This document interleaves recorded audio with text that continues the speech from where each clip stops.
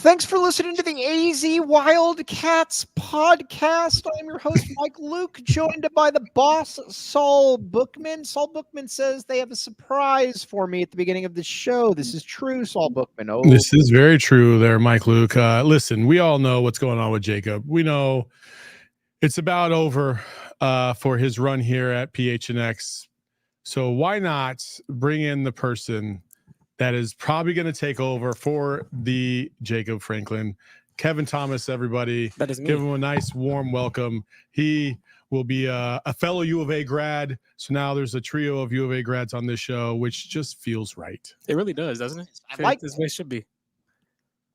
I like that, Kevin Thomas. We have two people. We have everybody with first names here. Kevin Thomas, Mike Luke, Jacob Franklin, all very good. So you can't really trust any of the three of us. Very good, Kevin Thomas. I have three first names because my middle name's Andre, so I got three first names. There you go. Yeah, I like it as well. My middle name's Aaron. I have three first names as well. There you go. Yeah. The chemistry is already clicking. We'll get him to use his outside voice here in a little bit. I think he thinks he's in the library right now. I can't even hear him from here, so I don't know what's happening. I don't want to yell.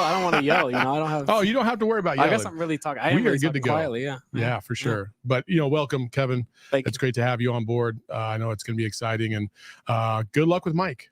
So to the great Kevin Thomas. How about that? The great Kevin Thomas. Already day one. DK18. You're already great day one. There you go. It's only downhill from here. Although I'm not going to say that. I'm going to say when he's going to reach the mountaintop and then he's going to climb even higher. He's going to get into like a helicopter and go even higher. Kevin Thomas, we have high expectations for the great Kevin Thomas. Heights yet unexplored. That's my goal, to explore the unexplored heights. There All you right. go. Thanks, Kevin. Thank you. Man, looking forward to meeting you. All right, Saul Bookman. That was very, very good. Yes, Kevin Thomas. Kevin Thomas. We like hearing that. Yeah, I'm sorry, Mike. I couldn't hear anything you said. Oh, can you hear me now? There you go. Okay, Kevin Thomas, U of A grad Kevin Thomas. We very much like that. Very, very good. Okay, now we already got the questions coming in hot and heavy. We need his opinion on Del Taco. We'll get to that. There's going to be many, many opportunities to be able to ask about that. So, all right, we have a lot to get to this show. We're going to talk T-Mac. We're going to talk Arizona running backs. We're going to talk the offensive line. We're going to talk Koa Pete, Mikel Brown. Also, would like to give a shout out to the listeners. Yesterday had over 200 lives. Very much appreciate you guys doing that on a Monday. But first, Saul Bookman, you were out at practice. This is true. I saw it. And we're going to talk about T-Mac. T-Mac looks like he's going to be ready to rock and roll. What were your thoughts, my friend? I just thought he looked, really fluid. Looked like he's trying to obviously work himself back into, playing condition in terms of not physical shape, but really, just getting back into the flow of things, and watching him out there, run some routes and get some familiarity in practice. I thought that was a great sign. He looks like he's going to be completely fine and ready to go by the end of the month. So that way he can play at a high level. But the thing about T-Mac is he's clearly the best receiver for a reason. You can see it as soon as he steps on the field. You can see it by his route running, his catching radius, everything. And just you seeing it in person just reaffirms what you already knew, that he's just a great one. You know what I think a lot of people don't get to is just how I know you see the listing, just how tall he is. He is a very large individual. He made a catch the other day. He made a catch the day before, where he was in the back of the end zone and he caught it with one hand. It was like one of those wrap around one hands where I'm basically sunning you type things. I think it was Michael Lev, and he just said, yeah, it looks like I think T-Mac's back and ready to go. Yes, exactly. You still got 3 weeks before the season. I would expect all systems go. And let's be honest here. I mean, he is the best, he's the best player on the football team. He's the best wide receiver that's ever come through here. Arizona needed him. You always worry a little bit about foot stuff, but I think we feel very good about this. Yeah, no, I'm not concerned at all. Watching him run the other day and kind of getting through it, and the training staff really monitoring him closely to make sure that he's not overexerting himself. I have no concerns about him whatsoever. I thought I had a lot of impressions about Sunday overall in terms of the talent that's out there.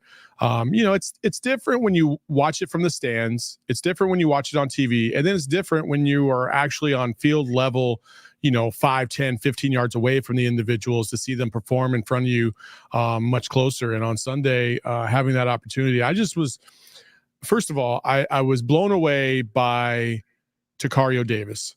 I just thought, my God, this guy is just ridiculously good, and he can cover so much area, and he's got great technique. He's getting better by the day, and his instincts are second to none. Just fantastic. Like, I'd be shocked if he's not a first-round pick next year. And then after that, obviously the tight ends, I thought, watching some of the sets and how they went in practice, the dual tight end set is going to be a thing. It is for sure going to be a thing. I mean, a majority of the time, I feel like I was watching them run their offense out of that. And man, and we just talked about T-Mac, but Noah Fafita. Good. It sounds stupid to say it over and over and over again, but he legit is just such a separator from the first to the second quarterback, and his arm strength, his accuracy, his command, his footwork, his vision, and really trying to, get a safety off of a route that he's trying to throw, the whole 9 yards. Like, the kid is just fantastic. Like, I'm so excited to see what he's going to do this year in year 2 as a starter. Yeah, and you could just tell the confidence level is there. The talent level is there. You now wanted to get your opinion as well. Jeremiah Patterson has basically been the stand my next one of camp, Saul. I mean, you watch him, and again, I get it. Everybody's like, you got to see it on the field. I get it. Saul, you know what you see when you see him. This dude's going to be a problem. I mean, obviously Montana was out. He's nursing an injury or something. If it wasn't for him, I would say Patterson should clearly be, wide receiver number 2. Right. If not, at least the slot position, because that kid is electric. He is fast. He's quick. He gets out of his breaks really nice and fluid. He just is a really, really good receiver. And I think a lot of us slept on him until we saw him in person, and we're just like, holy crap, this kid is like legit. I think he's going to be what I thought Raymelo Murphy might have been. Just his quick twitch is just second to none. I would say that he has the best quick twitch out of anybody on the team outside of maybe Jacory. Yeah. Croskey-Merritt. Now we're going to get to Jacory Croskey-Merritt. I think it merits a mention that we talk about the running back situation here. I'm going to run with that all year. Okay, a couple people asking what happened to Jacob Franklin. Jacob Franklin is going on to bigger and better things. He will be co-hosting tomorrow. We will be talking all about Jacob Franklin. No more Jacob Franklin questions. That will be addressed tomorrow. Okay, now, Meisner has a great point. Saul, this throne that you are sitting in, this is befitting of a king. You look like you are like holding court over like King Arthur's court, King Saul's court. Oh, that just writes itself. Saul, that chair is befitting of a king. Thank you. I don't know. Okay, cool. Yeah, thank you. I appreciate it. I just wanted to throw that by and see what you thought. Now, let's talk about the running back situation here. The running backs are, listen, last year's running back game was awesome. No doubt about it. Jonah Coleman, Michael Wiley, DJ Williams. I'm going to go on record right now and say I don't think you're going to see much of a drop-off, if any. I like Jacory Croskey-Merritt, a.k.a. Bill, he goes by. Love that. Big Bill, whatever. Then you got Quali Conley. You've got, obviously, Fam, Rayshon, Speedy Luke. You got Kedrick Risano as well getting into the mix. Saul, there is an abundance of running backs on this squad. There is, but even with that being said, Jacory is a separator as well. Like, yeah. I do think that there's a little bit of a drop from 1 to 2 in my opinion. I think again, his physical abilities, his lateral quickness, he's not the biggest guy either, but you could tell once the pads are on, like, there's dudes that are small that can take a hit and also lay you out. And then there's dudes that are small that as soon as you touch them, they fly across the field. And Jacory is definitely the former. He is a strong built kid, You know, physical stature, you know, you when you're looking at Jonah Coleman, he's not going to be like that, Right. but he's got a nice little bounce to him. He's got nice moves. He's just real fluid. I would say fluid is the best way to put it.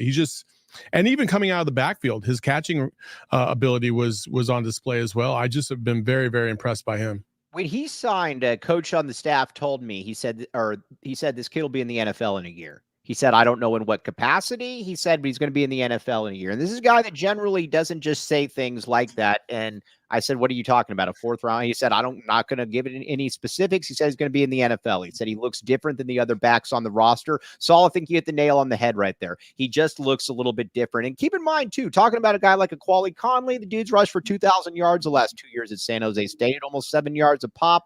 Other guys, it's not an indictment of these other running backs. It's just that Bill, it's going to take me a while to get used to that. Bill looks a little bit different. That's all.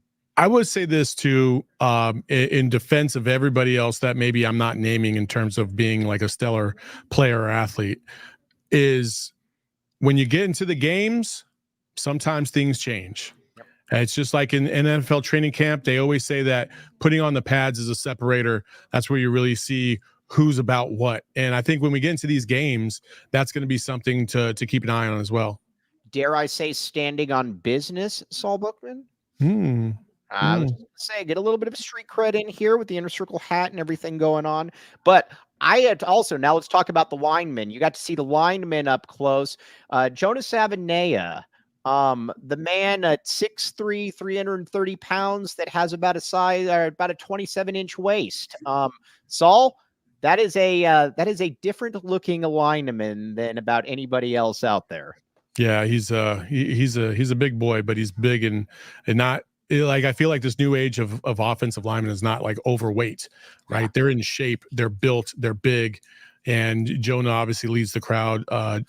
Deuced as well. Like he's a big boy as well. 6'4", 230, I think, or I'm sorry, 330. More than 230, yes. Just a huge mountain of a man. Like, and when you're looking at the offensive line depth, which I know we're going to talk about, like there's some concerns. There's some concerns there in terms of like who's going to go where, and but I think in terms of size and girth, they're going to be all right. It's just technique wise, which they were going over multiple times the other day when we were watching them. That, you know, and offensive line coach was very good about pointing out the flaws and making sure that they kept repeating themselves to fix those flaws and those technique inaccuracies. And now, if there's a bigger offensive line coach in the country than Josh Oglesby, I'd like to see it. That is talk about a mountain of a man. Orlando Pace is now the offensive line coach at the U of A. Yeah, he's a big dude. Yes. Now, you make a great point about, listen, I think with the starting line, I'm cool with the starting line. The depth obviously is a little bit of a concern, so you obviously got to keep that there. Rhino is, Andy Bryant says, what's a deal with left tackle? They're going to go with Rhino at left tackle. Yeah. He's a year removed from, a redshirt year, obviously. But here's what at least gives me some solace in this, is that you got an NFL first-round pick in Jonah Savaiinaea that they're going to keep at right tackle. So they're obviously seeing things up close that they feel very comfortable with at that left tackle, their spot, Saul. Yeah, no, I totally agree. I think that's going to be a work in progress at the beginning of the season, but I do feel like they feel comfortable with him over at left tackle.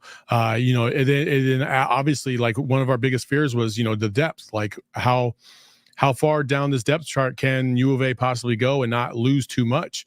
With Leif Magnuson now, missing practice of late, that gives everybody else an opportunity. And that's the way I would look at it, So when we're looking at a Deuce, he might have an opportunity to get in there and really prove himself and get up there. And then Capra, obviously the transfer from Nevada, playing 2 years. I think he had something like 224 snaps and only gave up 2 sacks the entire time. I mean, that's pretty impressive. And so they've gotten some guys in here that can potentially fill those voids due to injury, but you don't want to see anybody get injured in the preseason for sure. Dare I say, if Deuce gets in the game and gets downhill, it's going to be a Deuce boost. That's what we're going to run with around here. Sometimes they're going to pull the guard, and maybe you're going to have what's his name? Oh my gosh, Jacory run around a sweep, right? And then you're just dropping the Deuce. There's a lot to dropping the Deuce. I like that. There we go, baby. Okay, man, Saul in mid-season form already, man. Saul is going into the fourth quarter right now, fully warmed. He's got all of the reps going, and he's basically just ready to rock and roll. We like seeing that. Now, Joseph asks a question here. No, I don't think this is that situation at all. Where Joseph says, so Jed had his favorite with JDL. Did the same thing happen with Price Hawk and Tetairoa? Is Tetairoa the star? Both of them are really, really good. I mean, Price Hawk's going to be in the NFL. Tetairoa is going to be in the NFL. This wasn't this wasn't that type of situation. You had two really good corners last year. Arizona was blessed in that regard. Yeah, no, I think they're both going to be just fine at the next level for sure. All right. Now, oh, by the way, Dennis Walsh says, dropping the deuce, try-ply. Very good. Steve Hernandez says, nasty Saul. Very good. Also, something that we need to talk about first before we move any further, the Gila River Resorts and Casinos. Now, listen, everybody knows the Wave. You can see the Wave from the freeway. Saul, have you been there lately? Because I got to see you there one time, and you looked like you were very much at home, as did everybody else there as well. I mean, you can't beat Gila River, especially at Wild Horse Pass. It's a fantastic place, a fun event, or a fun venue, I should say. They got concerts. They got, obviously they got the gambling there, but they also have a lot of events. And I can say this for sure right now. We are going to be doing our first ever live fantasy football draft at Wild Horse Pass Casino out on August 29th. It's going to be fantastic. It is going to be an event, a live stream event, unlike anything else we've ever put on before. It's going to be live down there. So if you want to come check it out, you should. It's going to be fun. There will be food and drink specials if you come out.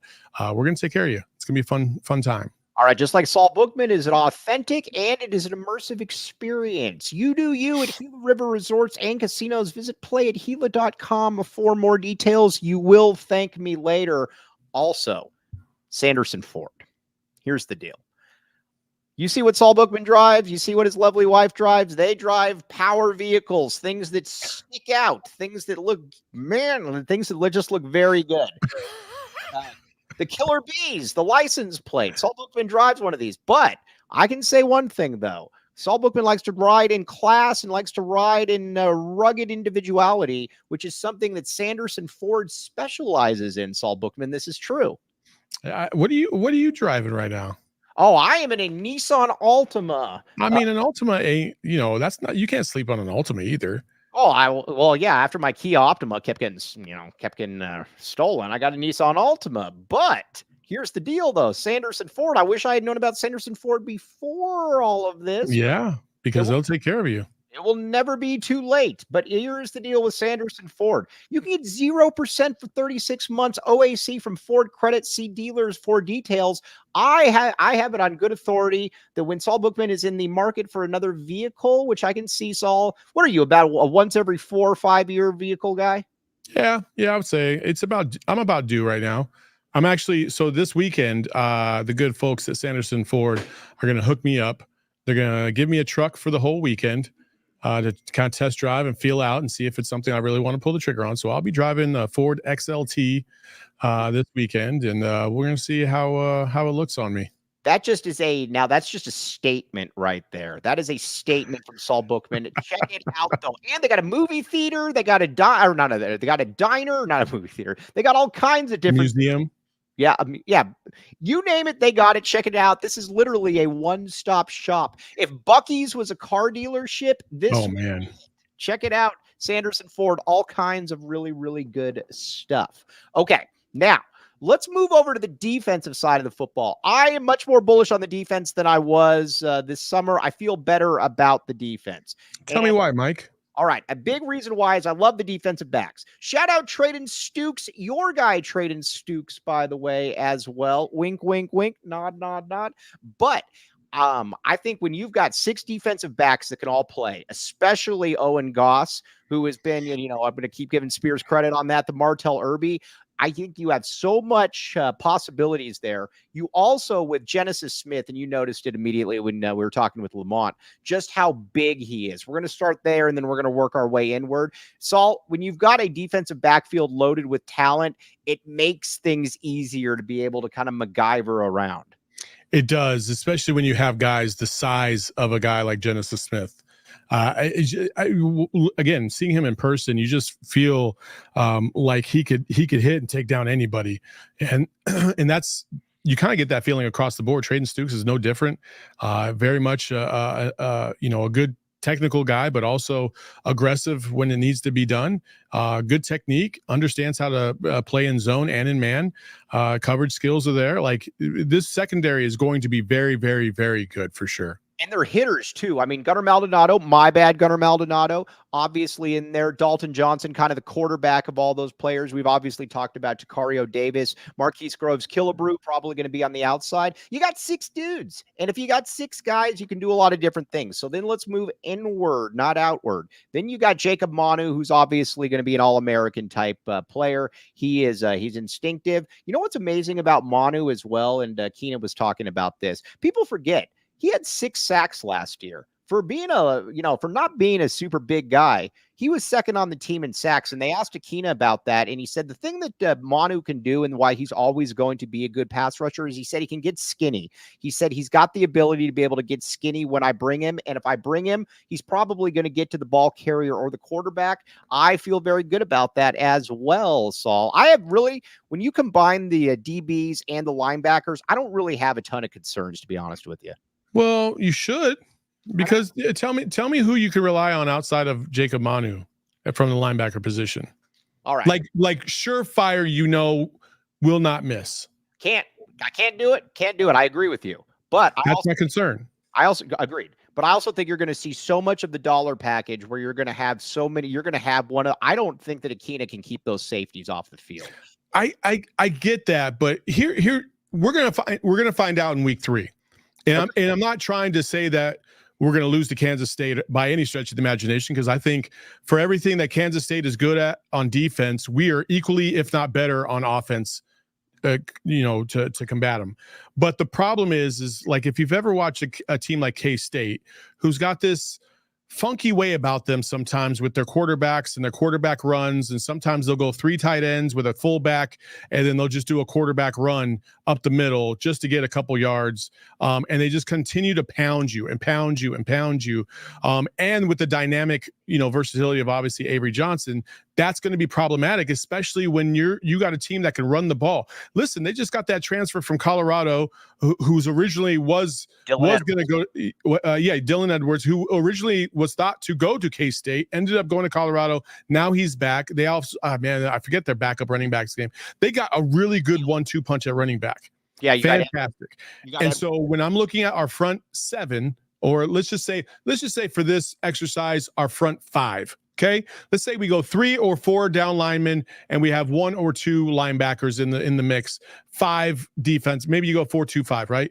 And you've got to be very, very calculated in how you use your safeties and the guys that are going to be down in the box, because you don't want to find yourself in a position where you're just getting overrun because of the size of some of these Big 12 teams. So you got to be very careful with this. See, my bigger concern is the depth on the D line. I think that was something last year that Arizona generally doesn't have the kind of depth you did on the D line. And last year you had Tyler Manoa, you had Tia Savaiinaea, you had Big Bill Norton, you had a ton of guys who were all 315 pounds. So they didn't get worn down in the fourth quarter. How many times did you see Arizona football last year where the other team was left standing and Arizona wasn't left standing and Arizona was left standing? That to me is my biggest concern, because Arizona really didn't have a linebacker next to Manu last year either. It was basically Martell Irby, a safety that they just put in the box. So that worries me. What worries me though is, what do you have after that 4? I love Trey Smith from your neck of the woods up there. I think he's going to be fantastic.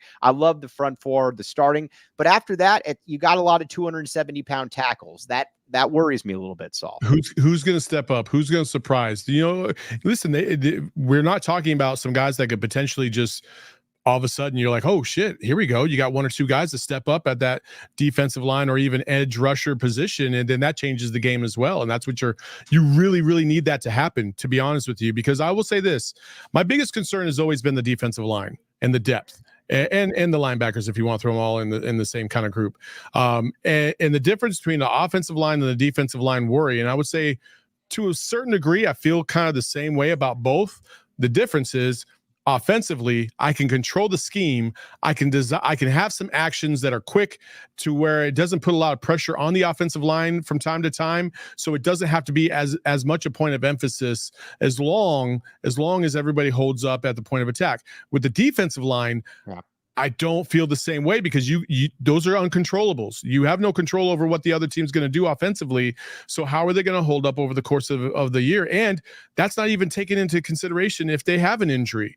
Then you're just really behind the 8 ball. And so I'm a little concerned about the defensive line. That's the one Achilles heel, in my opinion, on this team is the defensive line depth. It might rear its ugly head at some point. And it's the edge. Let's keep it on the edge for a second. By the way, Doughboy96 has been reading Deuce Lane a lot recently. Deuce Lane, ex-4-star kid out of Oaks Christian. He has been very, very good in camp. He's going to be one of your backup edge rushers. We'll see, obviously, if that can translate into the games. That would be very, very nice. Listen, here's what you know. Trey Smith is, a lot of times I think you wonder, can a guy really translate their production from San Jose State to here? Trey Smith feels kind of like an NFL player. You talk with people around the program, they think he's going to be in the NFL in some capacity. What I like about defensive ends like him is he was very active last year, Saul. 75 tackles. If you're just a plotter that's just kind of a bull rusher, you're not getting 75 tackles. He got 6.5 sacks, got a lot of tackles for loss. They need numbers from him because you got to remember Taylor Upshaw last year, 8 sacks. You lost him. You lost Isaiah Ward. You lost Deuce Davis. Between Trey Smith and between Taitai Uyunglele, I need 12 sacks from a starting defensive ends. Period. At least 2 sacks. Yeah, I would agree with that. And Upshaw was good last year, but I don't even think Upshaw was like great. I don't think he was like over the top, just dominant, amazing, right? I thought that he had several good games, and then you kind of forgot he was out there from time to time as well. So can these guys just be a little bit more consistent? I'll tell you this. If you give me 5 sacks from the edge, but you were consistently there in the backfield, you're consistently where you're supposed to be position-wise, I can live with the fact that you're not going to get as many sacks as maybe an Upshaw last year. But if the fall-off is too great, then that's what puts us in a bad position. And I don't think that that's what's going to happen. I think, I do trust in Dwayne Aquina and Brent Brennan to put this together and really scheme this the best way possible based on the personnel that they have. I just know that they've been working tirelessly at it. There's a lot of question marks too. Now, listen, I like Chuba May a lot. I think he's going to be the cultural leader of the team. The big Bill Norton was last year, 6'5", 350, but he was at UC Davis last year. Granted, he was all conference, but he was also at UC Davis. So you got to remember that. Isaiah Johnson, like him a lot as well. Kid out of Chandler, but 6'2", 315 pounds, but he's been injured a lot during his career. You're good. You're really banking on those two guys really being able to, kind of fill the gap, plug the holes, because, after that, you got Kevon Darton, you got Bear Anderson, but those guys are also 275 pounds, a little bit different. Yeah, it's a little bit different. Just a little bit. Just a little bit different, but either way, here's what I need. I believe that Arizona is going to have the best offense in the Big 12. With it comes to defense, here's where I think if Arizona can have a top 4 defense in the Big 12, we are going to the college football playoffs. Saul Bookman, book it, my man. Get it? I would say yes. However, I think it's far more likely that we finish if we were going to reach any of these. I would say just not being a homer, being objective as possible. I think if we just finish in the top 8 in defense, then we have a fighting shot. Right. But my whole thing last year was don't suck. Just don't have the defense suck. How about that? Basically, because I do think that this offense can be a top tier offense in the Big 12. I would be shocked if they didn't finish in the top 3 or 4 in the conference in terms of total offense based on the personnel that they have. But when you're shifting over and you're thinking about the whole as the greater good and the defense chipping in on that, that's where you get to a little bit of concern. Now, one thing we have no concern about is the Desert Financial.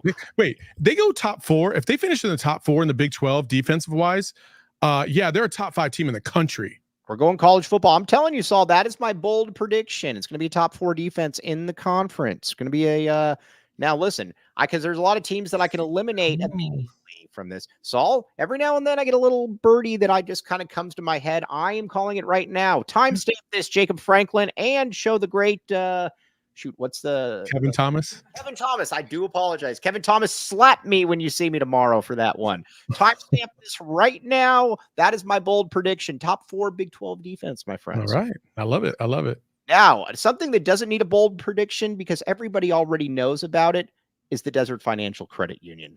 Listen, you might say to yourself, Mike, what can the Desert Financial Credit Union do for me? Well, great question. First of all, I can get you $200. Listen, everybody in this day and age can use $200. That will fill up. Saul Bookman drives a very large car. How much does it take to fill up your gas tank? Completely. About $65. Okay.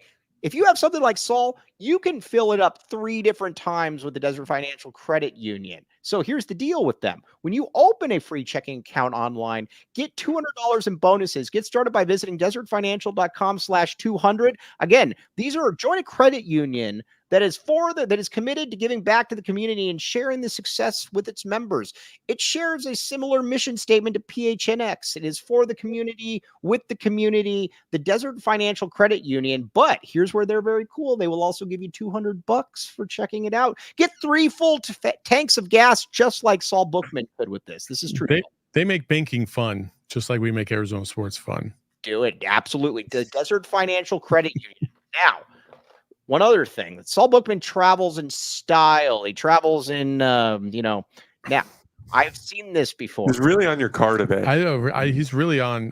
He's been on your car for a couple weeks now, but like today, it's a lot. It's travel stuff. Rugged Road, my friend. Rugged Road. I've seen that cooler that you have. Now listen to this thing. Look at this thing. This just looks very, very impressive.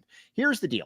Get ready for your summer adventures with Rugged Road coolers. Head to ruggedroadoutdoors.com and use code PHNX for 10% off your order. Lightweight, durable, and always floating upright. Big part of this. Perfect on land or in water. So leave the old heavy cooler at home and get yourself a better cooler for the new season. Rugged Road, your ultimate outdoor companion. Again, Rugged Road is legit. Listen, gone are the days of the styrofoam cooler. Like, throw that shit out. Get yourself something real, something sturdy, and something that's going to keep your beverages nice and cold, like Rugged Road. If you're going to the Salt River and you need something, this looks like the kind of thing that you would want. You don't want the styrofoam, I almost said the styrofoam cup. If you're bringing a styrofoam cup to store all your stuff on the Salt River, well, you're not doing it right. But either way, check it out. Rugged Road, promo code PHNX for 10% off. Okay.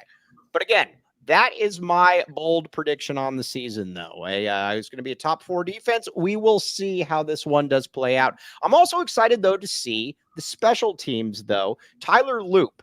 Listen, I think Tyler Loop is going to be the best kicker in the conference, obviously with punters. Although you did make a good point, Saul, when we were at practice. You said the punter keeps hitting the ball into the roof. That's not the worst thing in the world. It shows a little bit of strength. That's a good thing. It's a good thing. But Tyler Loop, he has been kicking the football generally from about 50 plus yards and has been consistent. Arizona's going to be in some close games this year. This leaves me we've seen some bad kicking here at the U of A, a lot of bad kicking. If a game's close, I feel comfortable with Tyler Loop. Shout out Steve Loop if he's listening, by the way. Oh, man, What do you got? I hate talking about kickers. Why do you hate talking about kickers? Because I feel like I don't know. Maybe it's just PTSD. I can't trust it. But I'd rather have a kicker like this. I mean, we lived through the Zendejas era where it was basically a 50-50 extra point proposition there. And, I like Loop. Here's all I say with my kicker. Give me 80% from the field goal and we will call it a day. I'm also excited to see what we can have with the return game. One thing that Jed Fish really didn't have his players do is return kicks much. Jacob Cowing, it never really until the end of the season, basically just fair caught everything. I like having, it looks like, Brennan's talked about it. He says, I want these guys, if they're in the open field, to be able to get the ball and then guess what? Run with it. I'm intrigued to see that because I don't think that we need to. I understand you just want to get the football. You don't want to turn over. I get all of that. But I also believe that if a guy's not within 10 or 15 yards, if you run, go that way. Like Forrest Gump? Yes, just run. Run, Forrest, run. That's all I ask. That's it. I mean, special teams is definitely not, it shouldn't be overlooked at all.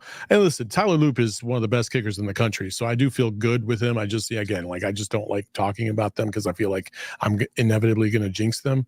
And then kickoff return. Listen, that's where a guy like Speedy Lou could come in. There could be a guy, there help. If you're trying to get the ball into the hands of your playmakers, that's one of the better ways to do it. Is have them just be back out there on punt and even kickoff return. Right. Now, one thing that I do like that coaches do now is like gone are the days where it was like viewed as like a scarlet letter to give a scholarship to a kicker. So we could give it to a fourth string safety.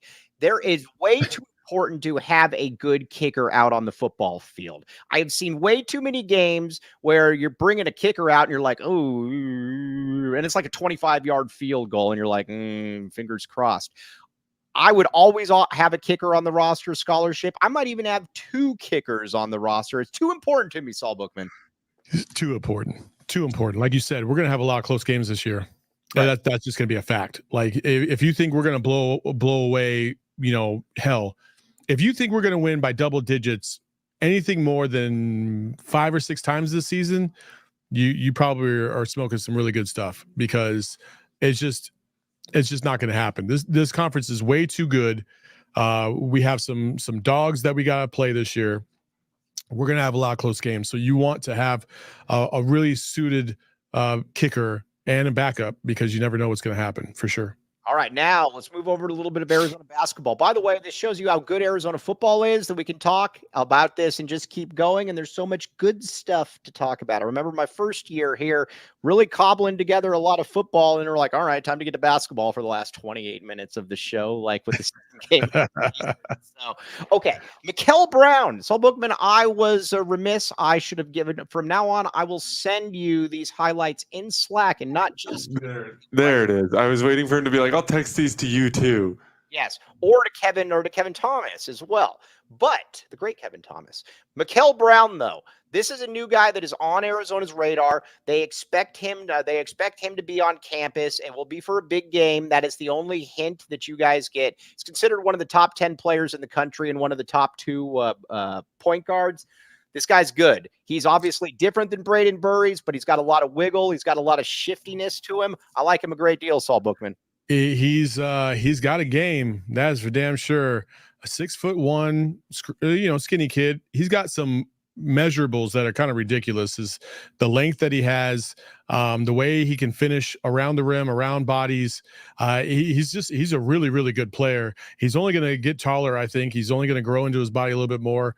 That's the reason why he's going to be a top prospect. I think he's rated like 98 overall. Like, he's a phenomenal player. And listen, you're talking about point guard. You get a kid like this in the fold, like let's bring that back. He's a little bit more of a scorer than he is a facilitator, but he's still just a phenomenal kid. And there's a lot of teams that are after him, and according to 247, everybody's kind of in that cold area right now, but it's starting to warm up for him for sure.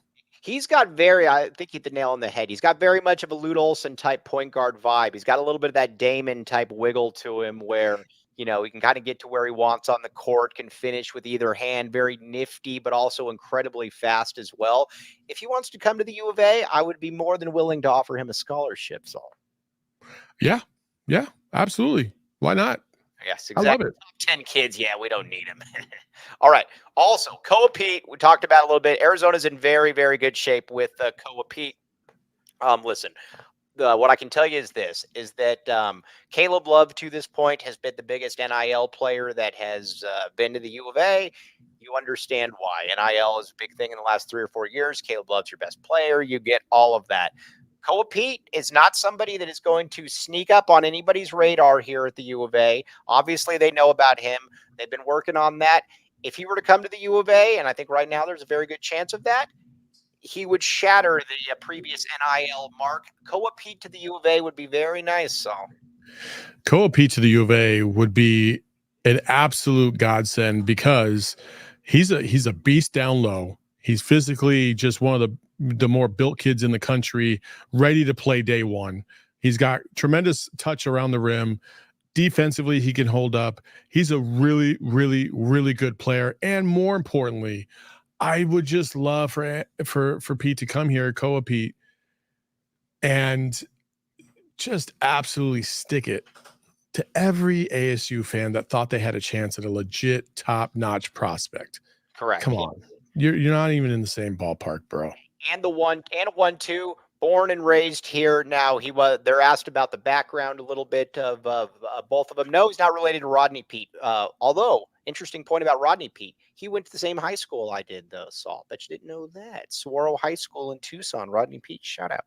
And he's got, obviously the bloodlines are amazing. Now they're all football bloodlines, but they're amazing. His father, Todd Peete, played in the NFL. His older brother, Andrews Peete, was a top 10 pick by the New Orleans Saints out of Stanford. Cassius went to Michigan State. Todd Jr. went to Nebraska. I think there's a walk-on that's at ASU, if I'm not mistaken. So again, it is a very impressive bloodline there. But again, these two guys are something that we can really, that you can really, bank on. But like I said, we will keep you up to date on that. Now, Saul, what you think about Arizona UCLA? Everything finalized, good to go as well. I'm glad that happened. That needed to happen. That's the best rivalry on the West Coast. We need to play UCLA every year. That first game is up here in Phoenix. And you heard it here first, Mike. I will ask Mick Cronin behind closed doors the first question in whatever presser comes up, and I will put him on the spot in defense of Justin Spears getting attacked last year. I will avenge Justin Spears. As you should avenge Justin. I am not going to sit here, Mick Cronin, and let you just bully people. If you want to come at somebody, I'm ready. Let's go. And he knew what he was doing too, because Spears is too nice. Spears is like the nicest guy in the world, so Spears isn't going to say it. And it was funny too, because I remember I messaged Spears. I'm like, "You guys have history. You guys have background." He's like, "Dude, I have no clue what he's talking about." Yeah, he's like, "Dude, this is like the first time I ever met him." Yes, exactly. So again, yeah, I very much like that. Very short man syndrome guy. Come on. Yeah, we'll see about that. There, yeah, short people stink, isn't that right, Mike Luke? Oh, they're terrible. They are the absolute worst. I can't even imagine what it must be like. I am taller than Totri, though. Take that. While I was in Las Vegas. This is true. Okay. Also, Saul Bookman, there is no better time to become a PHNX diehard. This is true. Why don't you tell them, Mike? I always tell them. You tell them. Here's the stuff. Bring up the clip. All right. Die Hard membership. You can get a free t-shirt of your choice from the locker. All kinds of really good stuff. See those really cool loyalty shirts that Saul Bookman's wearing? Those could be yours. Access to all the premium written content. That fly-by-night guy, Anthony Gimino, is back with us for the year. As all of you know, he is not fly-by-night, and Anthony Gimino is the best writer for Tucson sports, for Arizona sports. So you get that. Actually, Mike, I'm going to interrupt you real quick. I kind of want to, listen, you're good, Mike. You're good. But I think there's another Mike Luke that should do this Die Hard read. What say you, Mike Luke, too? Yes, we know this. The Die Hard membership card. You can carry that around and show it to everybody. Say, yes, I am a Die Hard. We all know that we deserve this. Access to all of our premium written content. Yes. We know this. The boss, Saul Bookman. Listen, the AZ Wildcats podcast. You want to get audio of Behind Enemy Lines? You can get that. And of course, if you want to talk to me, you can go into the Discord lounge and you can hear all about the different fast food burgers that I like to eat. Yes. We know this. The boss, Saul Bookman. I am merely Mike Luke. Dude, that is really, really good. No, oh my God, that was so spot on. That was fantastic. I am a huge fan of the great Eric Ruby. That dude is fantastic. We really bonded. I got to know him up in Vegas. Dude is awesome. Yes. We need to have this as stock footage here, Mr. Kevin Thomas, stock audio, so that we can play this, because he did a better Mike Luke than Mike Luke did. He did a really good job actually with the ad read too. So I mean, it was fantastic. Yeah, listen here. T Burns 826 says that was the best this show has ever done. This is true. This is very good stuff. And Mr. Eric Ruby, thank you very, very much for that. Okay. Now, on that note, though, here, a little bit of a tease for tomorrow, So, tomorrow will be Jacob Franklin's last day.